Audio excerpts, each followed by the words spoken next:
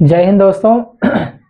आज हम आपको फिजिक्स के इस वीडियो में स्मॉल जी के मान में परिवर्तन के कारण से संबंधित दूसरा कारण बताएंगे और दूसरा कारण है पृथ्वी की सतह से ऊपर जाने के कारण स्मॉल जी का मान कैसे बदलता है, इसको आज हम बताएंगे आपको। तो चलिए ध्यान दीजिएगा। सबसे पहले हम क्या करेंगे, पृथ्वी बनाएंगे और ये पृथ्वी का अपना केंद्र है, इसको हम O मान लेते हैं। इसका संपूर्ण द्रव्यमान इसके केंद्र पर काम करेगा और किसी वस्तु को पृथ्वी की सतह पर रखेंगे हम और यहां से इसके केंद्र के बीच की दूरी को हम कैपिटल R मानेंगे।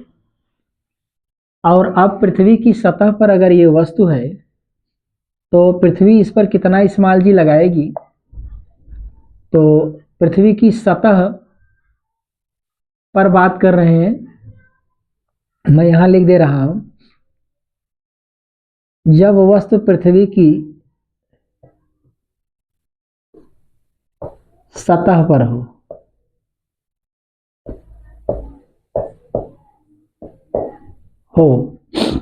तो फिगर के साथ तो माना small G is equal to, आप फार्मूला जानते हैं, GMI/RE²।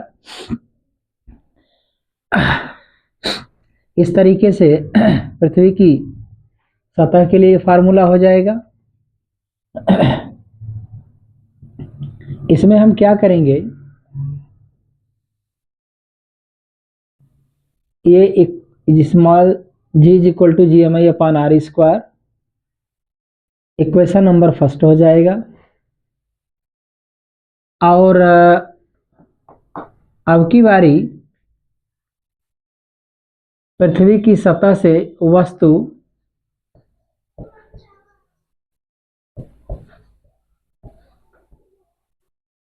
सतह से स्मॉल h ऊंचाई पर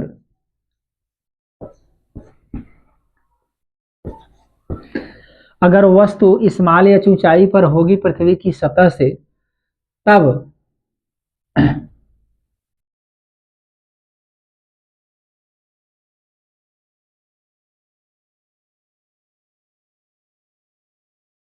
पृथ्वी की सतह से वस्तु स्मॉल h ऊंचाई पर अगर रहेगी,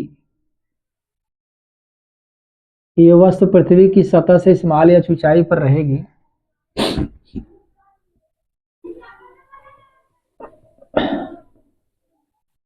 तो स्मॉल जी कितना काम करेगा, माना स्मॉल जी डैश काम करेगा।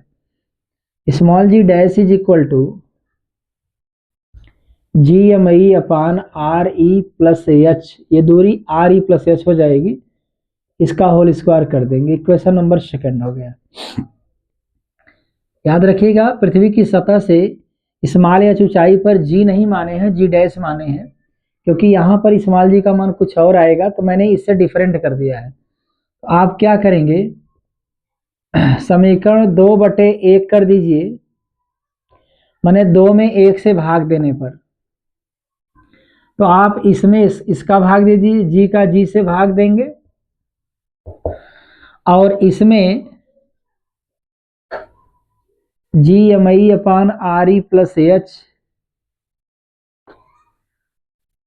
बटे GMI/RE², तो ये कट जाएगा, ये दोनों आपस में कट जाएंगे, G डैश अपान G आएगा और ये ऊपर हो जाएगा, ये नीचे हो जाएगा। RE²/RE+H का होल स्क्वायर पकड़ेगा, G dash upon G is equal to, आप इसको ऐसे लिख सकते हैं, RE/RE+H का होल स्क्वायर लिखेंगे, G dash upon G is equal to, आप इसको ऐसे भी लिख सकते हैं 1 के रूप में, RE+H/RE का whole square. G dash upon G is equal to, आप अलग अलग लिख सकते हैं, वन अपान, अगर आप इसको ऊपर इसको नीचे लिखेंगे तो वन अपान कर देंगे, वन अपान। तो ये इसको आप अलग अलग कर दीजिए, आर ई अपान आर ई और प्लस एच अपान आर ई, इसका होल स्क्वायर कर दीजिए।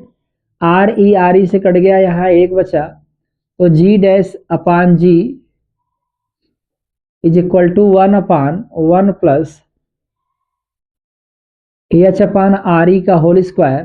तो आप जी डैश वहां रखिए, जी ले जाके यहाँ गुणा कर दीजिए, क्रॉस मल्टीप्लाई यहाँ गुणा कर लेगा, तो one plus h upon R E का होल स्क्वायर बन गया।